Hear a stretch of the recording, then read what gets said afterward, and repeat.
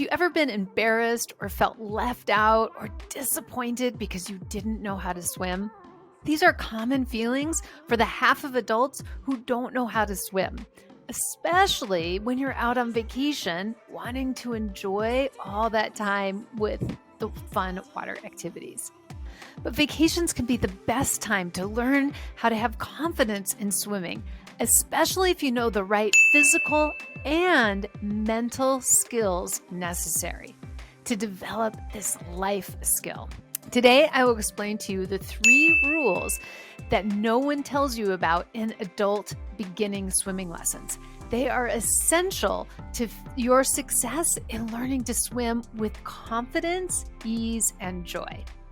I'm Corey Micah, your online swim instructor, creator of the Foundations of Change Learn to Swim method, where students learn to go from fear to freedom while creating confidence, ease, and safety by learning the physical and the mental steps needed for growth and change to develop you into the amazing swimmer you've always wanted to be.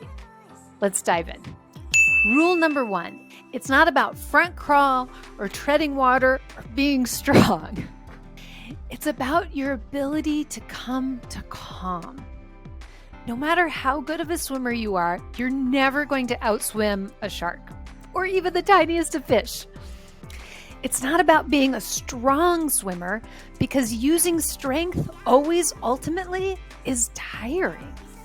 And treading water is never easier than resting and floating. People often think, if I only knew how to tread, if I could breathe properly, if I could do the freestyle or the front crawl, then I would feel safe, I would feel calm, and I would feel at ease. But that's like believing a car commercial.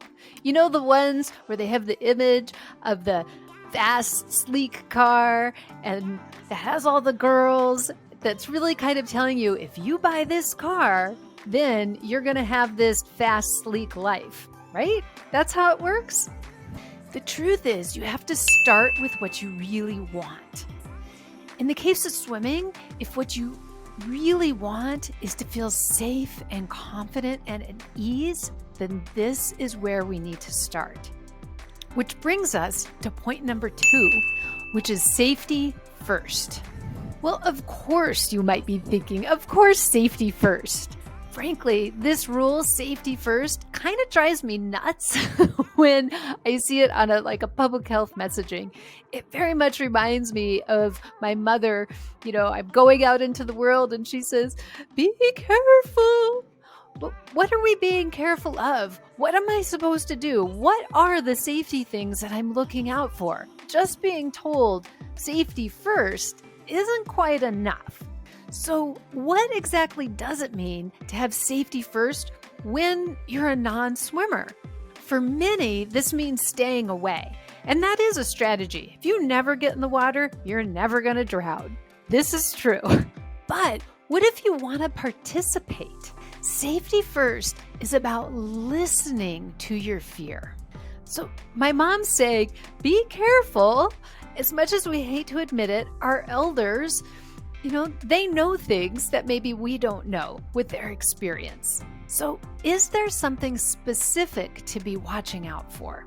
As an expert swim teacher, especially teaching beginning and overcoming fear of water students, I will tell you the biggest thing to watch out for. It may seem obvious, but it really oftentimes gets overlooked. The most important safety thing to be looking for is your air. Air always has to be easy. You will feel unsafe, you will be unsafe if air isn't super easy. When getting air is 100% reliable and easy, you know for sure you're going to be able to get air when you want to, then you can be in a situation to start to learn more complex ways to get air. Back to point number 1, that it's not about learning front crawl and treading water, because getting air in those ways is very complex. It's an advanced combination of swimming skills. Life jackets, holding onto the wall, standing in shallow water, these are easy ways to get air. These aren't ways to feel embarrassed or left out, but these are ways to get air in a 100% reliable way so that you can participate. Which takes us to point number 3, thinking that it is more fun over there than it is right here. Remember how I said that it's not just about learning physical skills, but it's also about learning the mental skills necessary to feel confidence and ease in the water. Can you imagine a time when you thought, if I was only doing that, then I would feel good? Only to get over there and be doing that thing and find out, I still don't feel good. Maybe you've heard the term imposter syndrome, or maybe you've had the experience of going to a party and you're there as part of the group, but yet you still feel lonely or left out or as an outsider. These are the ways that we need the mental skills to be in the game. If we're always saying, I have to be able to do that in order to have fun, but I don't know how to have fun now, I don't know how to have confidence and ease right now, we're not going to know how to do it over there either. Let me tell you a little story about one of our swimmers who was so committed to this process of the foundations of change for developing her swimming. She had done lessons with us and she had gotten started. And she was committed to how she wanted to show up in the water, which was with confidence and ease and fun. And so that is really our guiding post, where we go. She took a trip to Hawaii and she had an opportunity to go out on a boat to do a dolphin tour. On the dolphin tour, the captain of the boat or the tour guide or whatever said, all right, here's the plan. We're going to get in and then we're going to swim over there and then we're going to see the dolphins. And she stepped back and said, that doesn't sound like fun to me. That sounds like too much. I know for myself, I won't feel at confidence and ease over there. It is way too big for me. That's too big of a step. And the captain of the boat kind of like, no, but you're going to be with me, and a little bit harassed her. You're not going to get your money back if you don't see any dolphins. And she said, that's okay. I'm more committed to my emotional journey. I'm more committed to staying true to myself and having myself develop my trust in myself and understanding of the water. So she let them go. And then she had a little bit of space to say, well, what would be fun for me? I'm out here in these beautiful Hawaii waters. What works for me? And what worked for her, she said, I decided that I would just get into the water on the walk-in step and hold on to the step and just take a look around. I'm out in this big, beautiful ocean. If I'm holding on to the step, I know I'm not going to go anywhere. I know I can get air easily. I don't have to do a bunch of complicated skills to swim over there and swim over here. This sounds fun to me. So she got in, was holding on to that step, looking around, feeling a little bit of waves, knowing she could get air anytime she wanted to. She could use her snorkel or she could just pull up. She felt totally safe and at ease.